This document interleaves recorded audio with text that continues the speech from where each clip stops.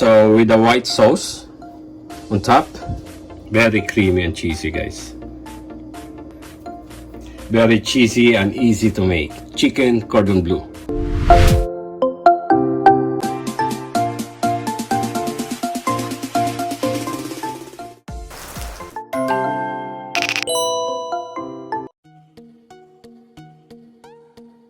Okay, ito yung ingredients natin. May chicken breast tayo. Very fresh to. At saka ham, pang stuffing. At saka dalawang kind ng cheese, mozzarella and ricotta. Yung ricotta, it gives juicy. At saka yung mozzarella naman, very cheesy siya ang lalabasan. Okay guys, at saka simple na asin, black pepper, parsley. Kaya, umpisa na natin. Okay, to start, plastic wrap. Dito natin hiwain yung manok.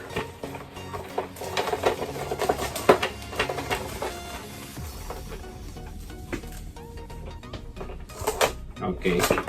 So, ipa-flat natin yung chicken breast. So, we're gonna cut the chicken half. Malaki masyadong chicken breast natin. Kaya hatiin natin siya ng half.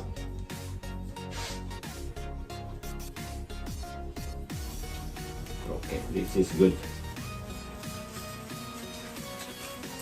Ayan. So, we can make like one chicken breast, malaki.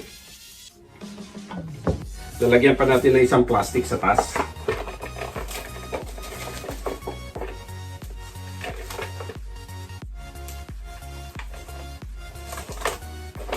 Okay, to start, ito yung hammer natin. Okay lang natin hanggang mag-flat siya.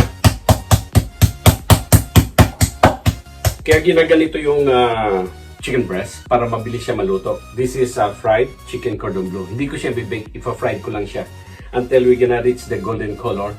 At saka yung cheese sa loob, magbi-melt na siya guys. Very creamy and cheesy to. Yan. Ito na yung chicken breast natin. Flat na siya. Ayan. Ready na. So, we're gonna put salt. Yan. Kunting salt. Kahit dito lang sa one side. Salt. Black pepper.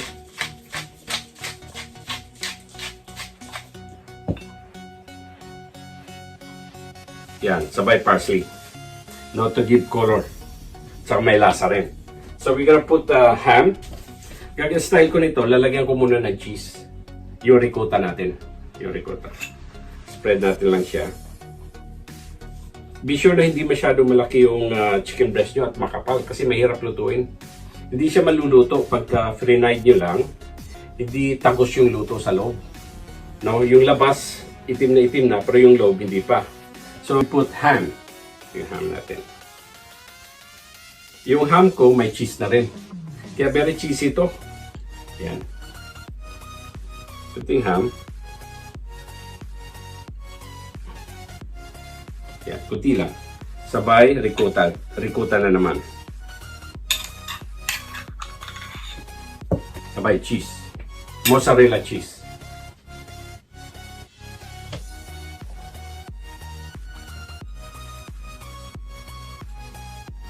Yan, maraming cheese. Parang pagka-fried, nakikita nyo yung cheesy. Gumaganon. No? Nagpo-flow yung cheese. Yan, sabay parsley. Okay, ready na itong i-roll natin. So, this is set. Ready na. I-roll lang natin siya para mag-mold. Slowly lang, ganon. Ayan. Yan na guys.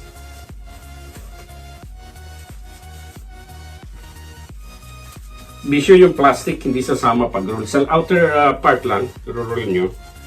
Ayan. Sabay keep rolling. Ayan. Ayan. Roll lang siya.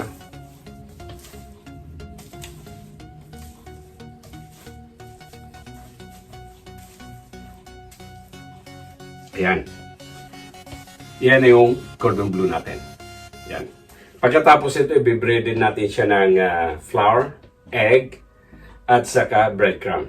So, i-breaded na natin siya. Ito na yung finished product natin. Na-roll na yung chicken breast. Nandun na yung cheese, parsley, at saka yung flavor niyan, salt, black pepper. Saka, very simple lang. Ricotta cheese at saka mozzarella. With the egg. 2 eggs. Okay, this is good. Ayan.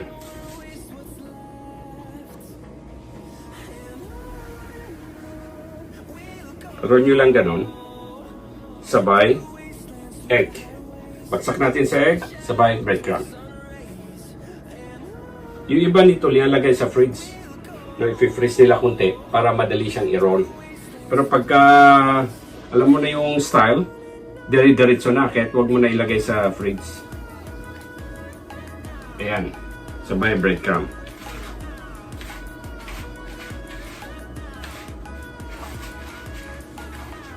Be sure na coated siya ng breadcrumb.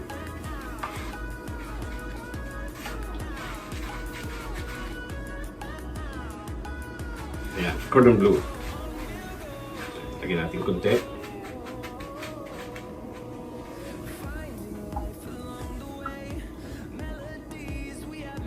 Okay. Yan na guys. So ito na yung chicken cordon bleu. So i-fried na natin. So yan yon. Malalaki.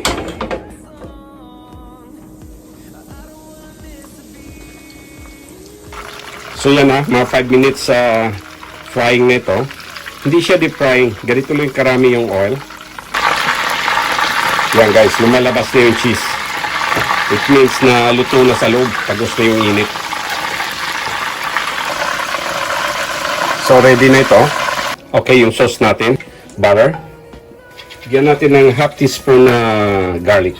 Chopped garlic.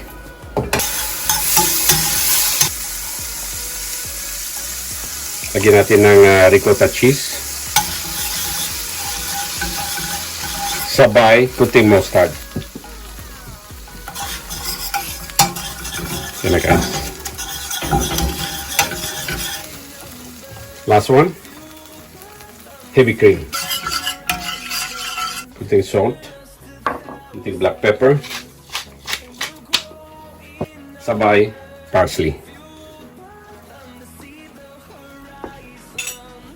Okay, good na ito. Okay, this is ready.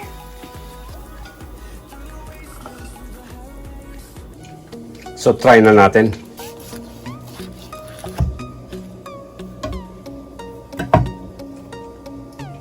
Yun na guys, oh. Oh. See the cheese? So i-plate up na natin.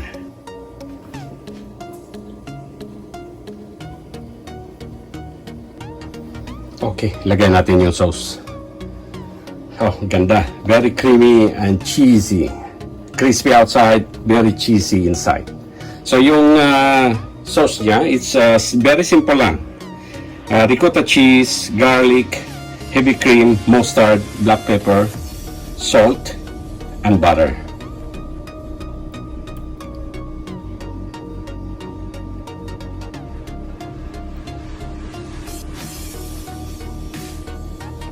Sarap.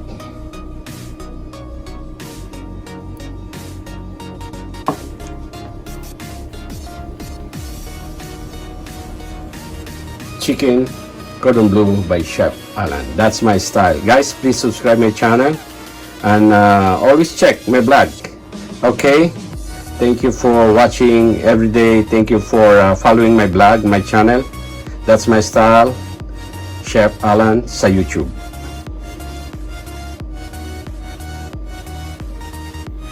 Okay, ito na. Very simple lang. Madali sundan, madali gawin. Very cheesy, very crispy outside. Kaya tikman natin.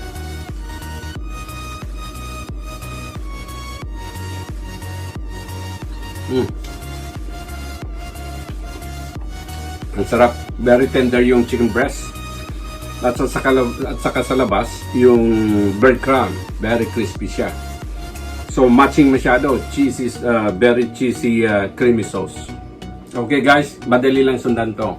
Check my blog. Thank you for watching and see you on my next vlog. Bye bye.